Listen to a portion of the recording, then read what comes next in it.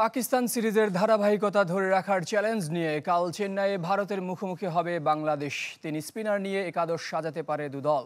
বাংলাদেশের টার্গেট ভালো খেলা আর ভারতের একমাত্র লক্ষ্য জয়। প্রতিপক্ষকে সম্মান দেখালেও ভয় না পাওয়ার বার্তা দিয়েছেন নতুন হেড কোচ গৌতম গম্ভীর। চেন্নাইয়ের এম.এ. চিদাম্বরম স্টেডিয়ামে ম্যাচটি শুরু হবে সকাল 10টায়।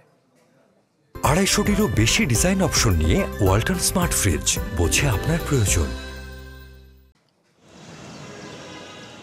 প্রত্যাশা অনেক, প্রতিপক্ষ ভারত হলে চাপটাও থাকে বেশি। তার উপর টিম ইন্ডিয়াকে কখনো হারাতে না পারার তিক্ত অভিজ্ঞতার সঙ্গী।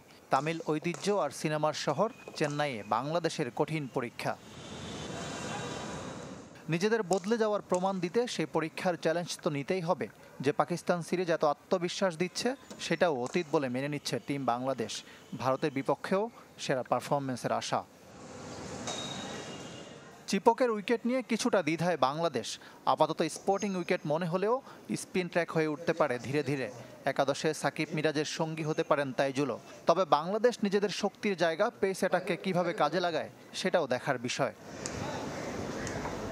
গৌতম গম্ভীরের অধীনে নতুন উদ্যমে শুরু হচ্ছে ভারতের পথচলা। হেড কোচ পরিষ্কার করেছেন তার পরিকল্পনা, যেখানে জয়ের কোনো বিকল্প নেই, থাকবে না কোনো ভয়।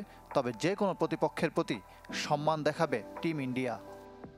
আমরা কাউকে ভয় পাবো না, তবে সবাইকে সম্মান করব। একই ভাবনা বাংলাদেশের ক্ষেত্রেও। আমরা প্রতিপক্ষের দিকে তাকাবো না, নিজেদের খেলাটা খেলবো।